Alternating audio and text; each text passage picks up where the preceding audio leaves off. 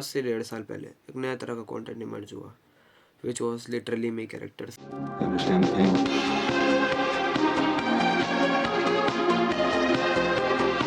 Doing this is following my whole life. तुम जहाँ भी जा रहे हो, इंस्टाग्राम पे हो, तुम किसी भी सोशल मीडिया पे हो, you will see some sad, different looking, maybe anti socialising characters from different movies, and उन्हें लिटरली मी का टैग करा जाता है. जितने भी लोग हैं कमेंट में, वो लिटरली मी क्या करके कमेंट करते कि भाई ये तो मेरे ऐसा ही है, तो मेरे ऐसा ही है. And what you will C is all those movies, हाँ वो आज की सोसाइटी में बनी है, वो सब पुरानी मूवीज हैं, but their characters represent total reality of today's people. Like they've predicted it long ago कि आज से 20 साल बाद आदमी का क्या हाल होने जा रहा है. So between all those people, there was one character which was very fascinating to me, and I got very much attached to it, and in a way I got very much attracted to it, not in a homo way, which was Tyler Durden. Things you own end up owning you. Tyler Durden कौन है? The basic definition of Tyler Durden is, तुम्हें movie देखनी पड़ेगी, मैं basic definition नहीं बता सकता because every people finds his own meaning in every thing. मैं एक चीज़ को देखूंगा कि भाई ये एक पेन है, like this is a pen, तुम भी कहोगे हाँ भाई पेन है, and now I will, for me इसकी जो लोअर टिप है ये काफ़ी ज़्यादा इंटरेस्टिंग है. I don't know why, but जब ये नया नया आता है तो इसके बीच में ब्लैक लाइनिंग दिखती है, एकदम ऐसा लगता है जुड़ा हुआ है, तो which is quite interesting for me. I don't know why but it is. हो सकता है तुम्हारे लिए इसका स्मूथ होना ज़्यादा इंटरेस्टिंग हो, लाइक जस्ट लाइक दैट. तुम एक बार, पहली बात तो तुम्हें ये मूवी एक बार में समझ नहीं आने वाली है. अगर तुम देखने बैठ गए, तुम्हें देखने को मिलेगा कि भाई ये मूवी सर के ऊपर से निकलेगी. फर्स्ट टाइम में मोस्ट प्रोबेबली ये मूवी तुम्हारे सर के ऊपर से निकल जाएगी, जस्ट बिकॉज इस मूवी की इतनी एडवर्टीजमेंट है, इस मूवी के कैरेक्टर्स को तुमने इतनी जगह देख रखा होगा, तुम्हें लगा भाई कुछ गजब है ये. So when you will see this movie you will understand, you will not understand actually कि ये क्या हो रहा है, क्या हो गया. आखिर में तुम्हें लगा तुम्हारे गूज बम्स वगैरह भी आ जाएंगे, जस्ट बिकॉज सबकॉन्शियसली तुम्हारे दिमाग में कुछ चल रहा है, अनकॉन्शियसली तुम कुछ और सोच रहे हो. But what reality is, this movie is such a great masterpiece, ये सभी कहते हैं. So let's now continue to the part of the video which I want to talk, which is analysis paralysis. Now what is analysis paralysis? India का सबसे बड़ा self help channel या what can you call is self improvement channel, चेक टैक से अगर तुम आए हो या तुम देखते हो तो you obviously know what is analysis paralysis. Analysis paralysis is a stage or a condition, not a condition, it is not a condition, it is a stage of mind where just you want to sit and analyze all the next steps, what is going to happen. आज से 2 साल बाद अरे इस लड़की को approach करूँगा तो ये कर दूँगा. That is analysis paralysis. That is analysis paralysis. And what happens with analysis paralysis is तुम सारी चीज़ें करने बैठते हो, like it is just like, मान लो लड़ाई होती है, ठीक है, लैपटॉप बंद, मान लो लड़ाई होती है. अब सामने वाला तुम्हें गाली दे रहा है, तुम्हारा लड़ने का मन है, आई वोंट से कि तुम जाकर के लड़ाई करो, ठीक है, बट लड़ाई हो रही है, सामने वाला तुम्हें कह रहा है ये वो बहुत देर हो गई. अब कोई ऐसा बंदा होगा जिसे पता है कि भाई अब रोकना है, तो वो जाएगा और वो लड़ करके ख़त्म करेगा.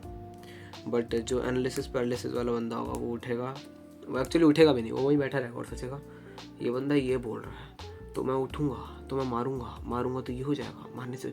Actually this is good at a little part.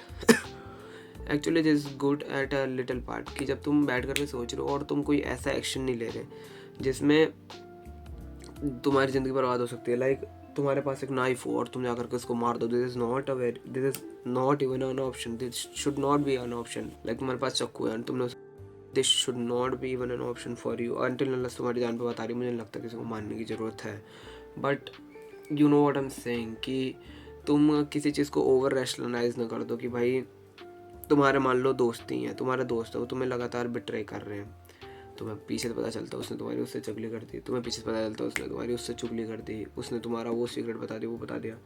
अब तुम क्या करते हो, तुम रैशनलाइज करते हो उससे, तुम बैठ करके ये नहीं करते कि bro this is done, I'm living it, because all those जो भी बड़े डिसीजंस होते हैं उन्हें झटके में करा जाता है. The people who live from moment to moment they will just leave that friend after 2 or 3 times for giving them and seeing their हरकत जो भी वो कर रहे हैं, they will leave them.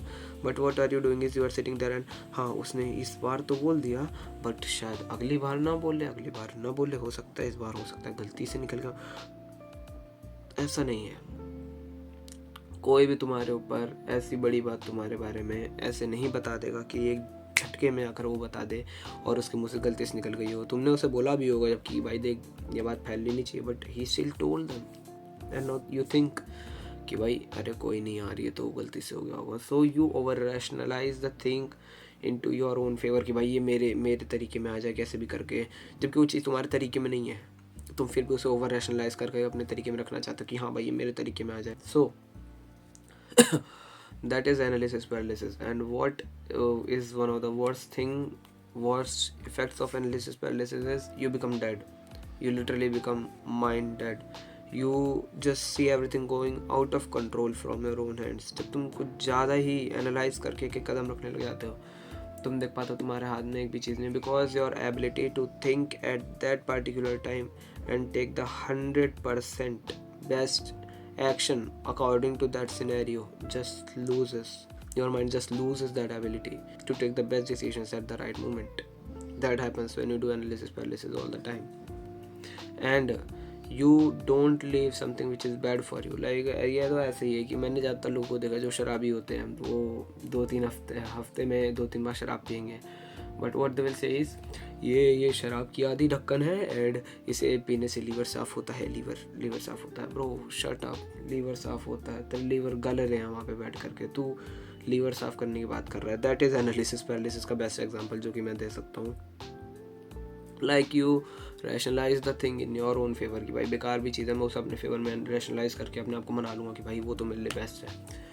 And what happens with another thing that happens with analysis paralysis is you attach so many hopes and you attach so many will be to your final goal. Like अगर मेरे को वहाँ जाना है, मेरे को $1 million बनाना है, so there are 2 steps. First is I live moment to moment या फिर I plan but I plan certain things which would happen, definitely happen, and I act best according to them when they happen. Like मैं जब client से deal करूं तो मैं client से deal करते वक्त अपने आप का बेस्ट दूं. मैं उस समय पे ही जो आ रहा है बेस्ट दूं अपना. कुछ चीज़ें प्लान करके रख लूँ कि हाँ भाई इतने बजे इतने लोगों को मैसेज करना है. ये चीज़ डेफिनेटली हो सकती है, बट वो बंदा किस तरह से एक्ट करेगा ये कुछ हद तक मेरे हाथ में, कुछ हद तक उसके हाथ में, because there are external factors. But जब तुम एक्सटर्नल फैक्टर्स को हटा करके तुम सब कुछ अपने हाथ में वो करना चाहते हो कि भाई ये तब हो जाती है दिक्कत. That is the point जब फाइट क्लब में एक सीन भी आता है. Take the wheel. Look at you. You're fucking pathetic. Stop trying to control everything and just let go. Let go. कि देख तू कितना ज़्यादा बेकार लग रहा है, तू सब कंट्रोल करना चाह रहा है, तू ये कर लूँगा, तू गाड़ी कंट्रोल कर लेगा, तू कर लेगा. छोड़ दे सब. Leave. Go to the rock bottom. Hit the rock bottom.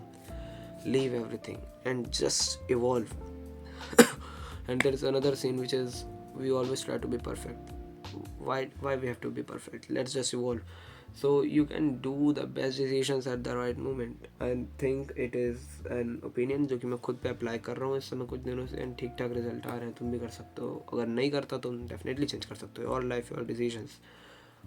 And these are 2 reasons why analysis paralysis is one of the worst thing जो कि तुम्हारे दिमाग के साथ हो सकती है. And एक तीसरी चीज़ जो कि छोटी सी, इसके ऊपर अलग से वीडियो बनाऊंगा मैं, जो कि कंटेंट कंजम्पशन, वो अभी ख़त्म कर दो. तुम्हारा कंटेंट कंजम्पशन तुम्हारे दिमाग की ऐसी तैसी कर दे रहा है. I'm telling you, please stop consuming too much content. Please stop consuming too much reels. Please stop consuming too much full videos. It is messing your brain up. तुम किसी भी लड़की को अप्रोच करने आते हो, तुम गली में चल रहे हो, तुम्हारे दिमाग में BGM बज रहे हैं कि भाई साहब मैं तो ऐसा मार्को लग रहा हूँ, मैं तो ऐसा एनिमल का रणविजय लग रहा हूँ. Bro you are not looking like that. तुम प्रेजेंट में नहीं रह पा रहे because of that. Stop consuming content. I say let's evolve. Let the chips fall where they may.